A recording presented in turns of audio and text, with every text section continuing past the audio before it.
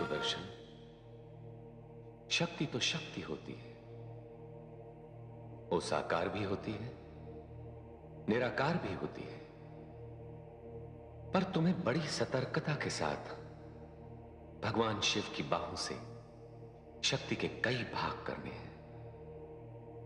वो भी इस प्रकार कि भगवान शिव को उसका आभास तक न हो।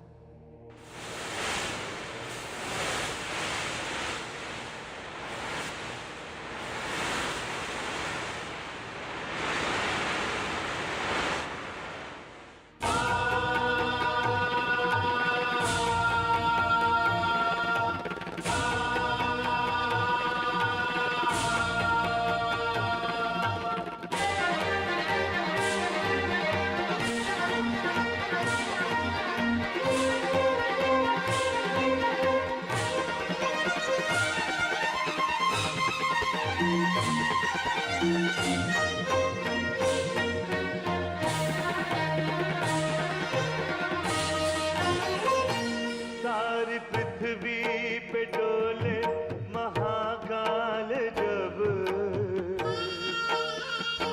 हर दिशा शक्ति पीठों का मंदिर हुई।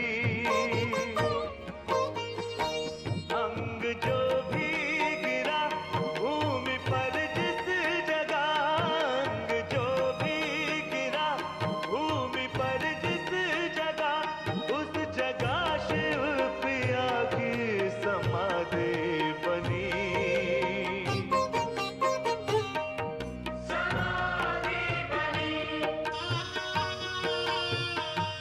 शक्ति जिस भाग्यशाली नगर में बसी, शक्ति जिस भाग्यशाली नगर में बसी, तीर्थ सब हो गए, तीर्थ सब हो गए, तीर्थ सब हो गए, तीर्थ सब हो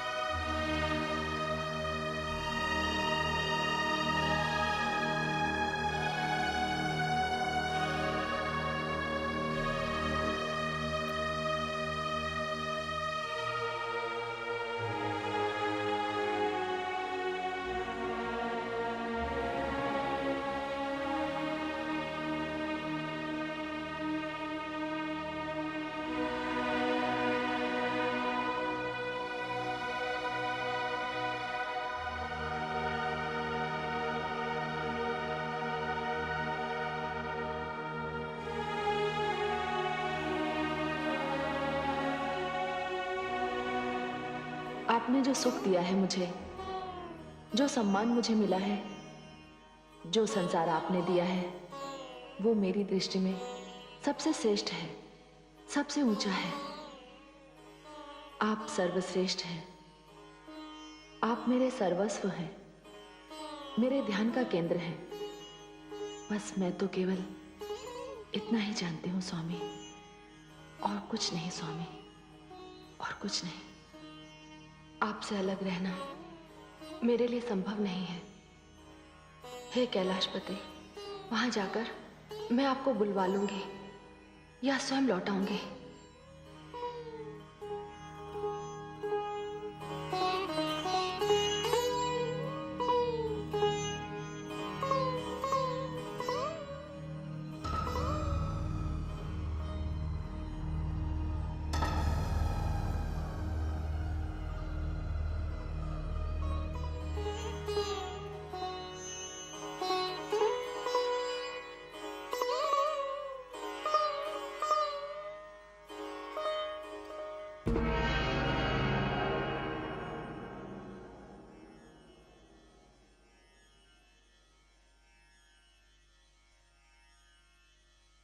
प्रणाम पिताश्री।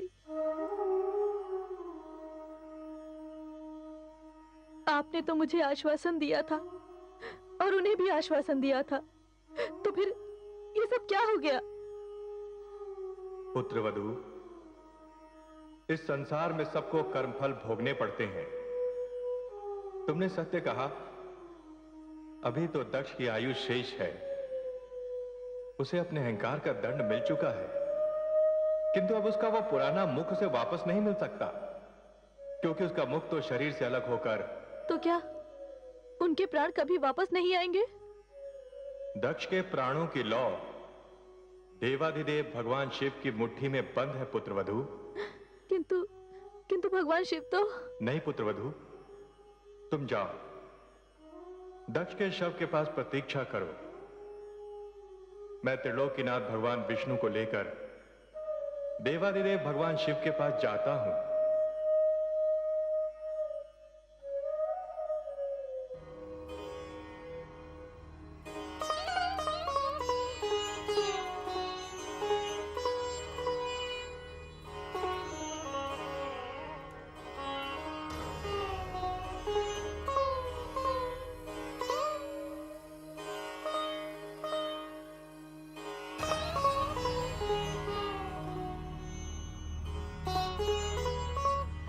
जब देवी शक्ति ही यहां नहीं है तो इसकी क्या आवश्यकता?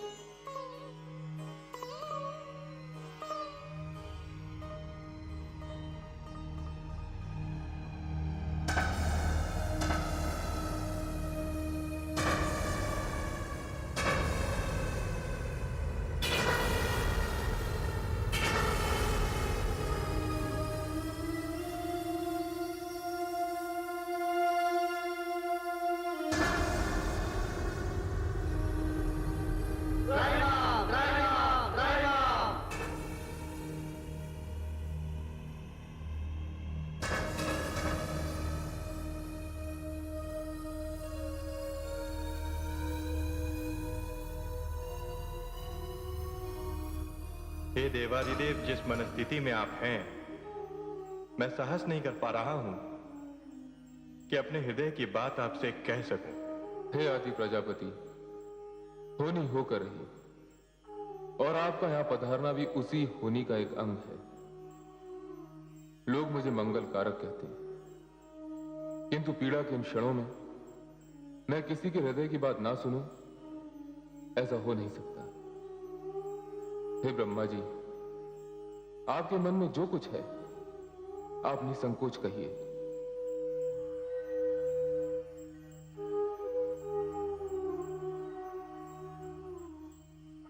हे देवाधिदेव, आदि प्रजापति इस समय आपसे कुछ कहने आए हैं, कुछ मांगने आए हैं। इन्हें भय है कि संसार इन्हें कहीं स्वार्थी न कह दे। नहीं पद्मनाभ, हम त्रिमूर्तियों में से कोई भी ऐसा नहीं है जो अपने स्वार्थ के लिए लोक कल्याण करना छोड़ दे। आपने भी तो देवी शक्ति के कई भाग करके उनकी देह को मेरी बाहों से मुक्त किया था। मैं आपका विरोध कर भी सकता था, परंतु मुझे ज्ञात था कि ये कार्य आपने किसी न किसी लोक कल्याण हेतु ही किया है, क्योंकि मैं स्वयं देवी शक्ति की देह का त्याग नहीं कर सकता था। ब्रह्मा जी, आपके मन में जो कुछ है आप निसंकोच कहिए। देवाधिदेव, मैंने अपने पुत्र दक्ष को पुनर्जीवन का आश्वासन दिया था। यद्यपि वो तनिक भी क्षमा के योग्य नहीं है, तथापि यदि मेरे वचन की लाज रह जाए तो। हाँ, क्यों नहीं, कहां है उनके प्राण? देवाधिदेव, आपकी क्रोध से भींची हुई मुट्ठी में है उसके प्राण।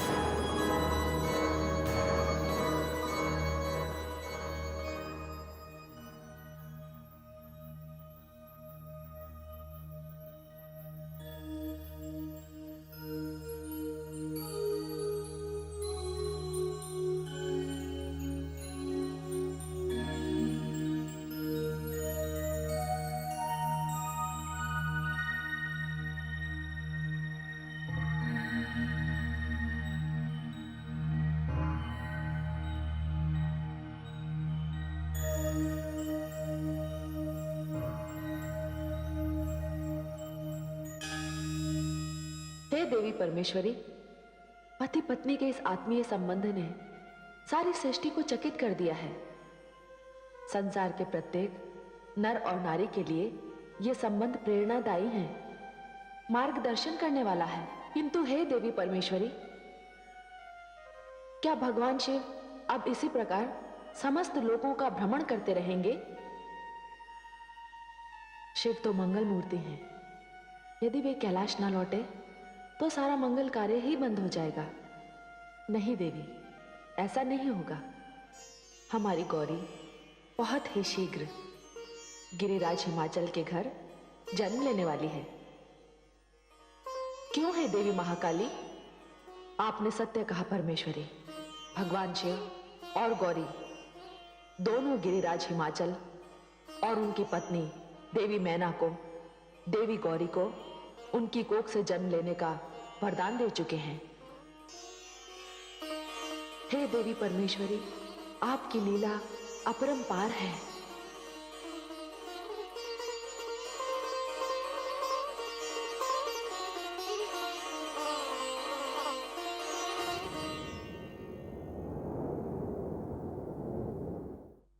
महाराज, महाराज, महाराज की जय हो।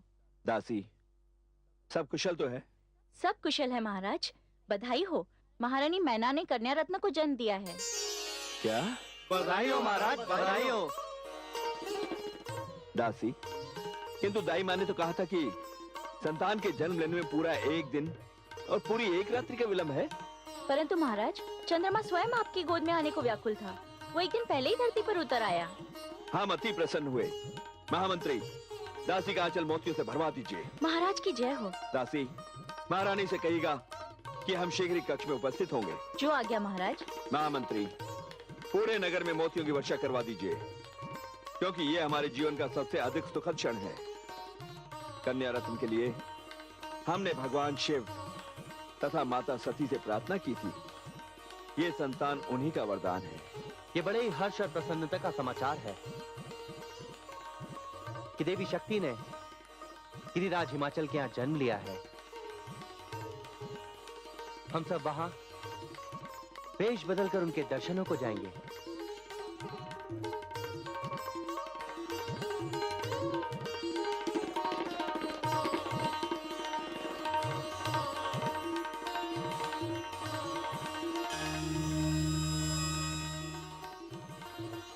हे महादेवी, संसार के कल्याण के लिए देवी भवानी ने हिमाचल पुत्री के रूप में जन्म ले लिया है। मैं उनके दर्शनों के लिए वहां जा रहा हूं। मैं आपकी ओर से भी उनको बधाई अवश्य दे दूंगा।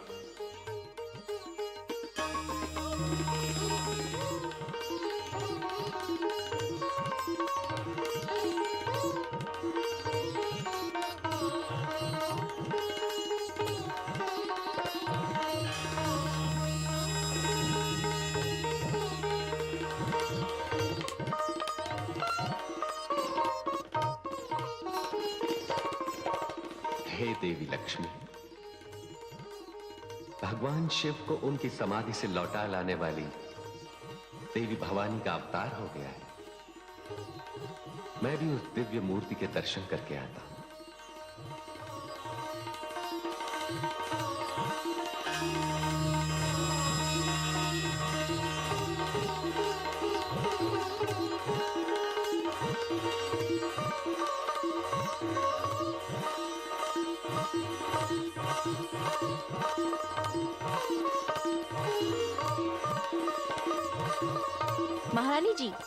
महारानी जी की जय हो।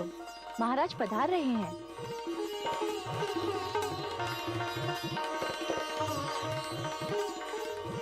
आप सबको भी बधाई हो। आज हम अति प्रसन्न हैं। आपको भी बधाई हो।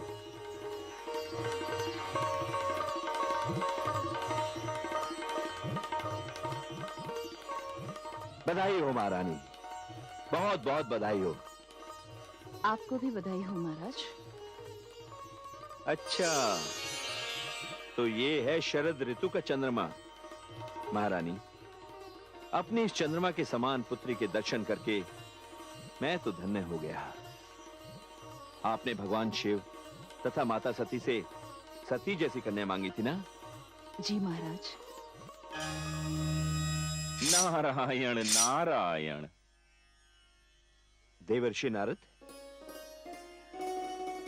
प्रणाम देवर्षि, आपका स्वागत है, आइए। प्रणाम देवर्षि। आयुष्मति भव। देवर्षि नारद, कितने उचित समय पर आप यहां पधारे हैं। आपके दर्शन करके हम धन्य हो गए। नहीं पर्वतराज, धन्य तो मैं हो गया इनके दर्शन करके।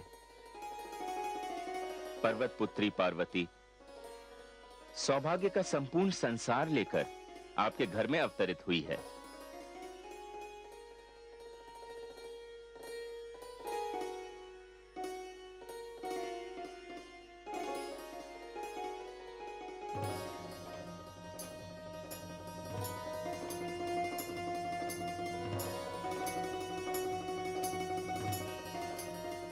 हे भवानी, अच्छी लीला हो रही है। इन्हें ज्ञात ही नहीं कि इनके घर में सती जैसी नहीं, स्वयं सती ने जन्म लिया है। नारायण नारायण। कैसी कैसी विभूतियां इनके दर्शन के लिए बाहर खड़ी हैं। पर्वतराज, एक से एक श्रेष्ठ दर्शनार्थी आपकी पुत्री के दर्शन के लिए आपके द्वार पर उपस्थित हैं। कृपया एक एक करके उन्हें अंदर आने दीजिए। जैसी आपकी आज्ञा देवर्षि।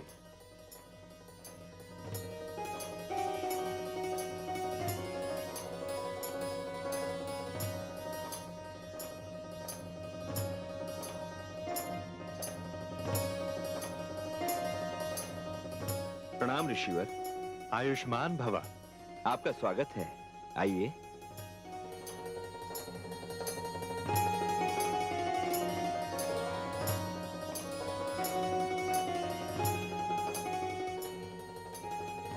श्री ब्रह्मा।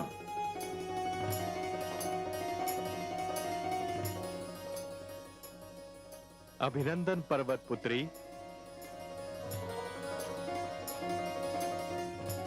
अभिनंदन।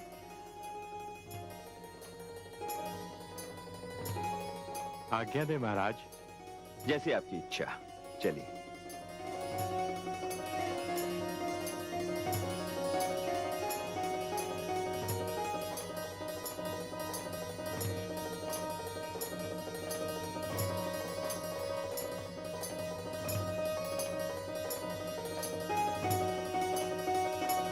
प्रणाम ऋषिवर, आपका स्वागत है, पधारिए।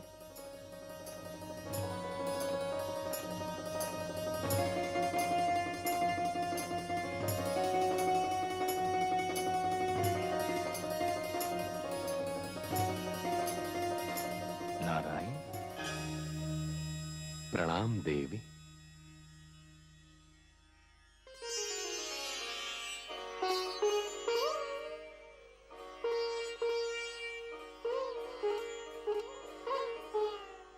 अच्छा राजन। जैसी आपकी इच्छा ऋषिवर, चलिए। नारायण नारायण।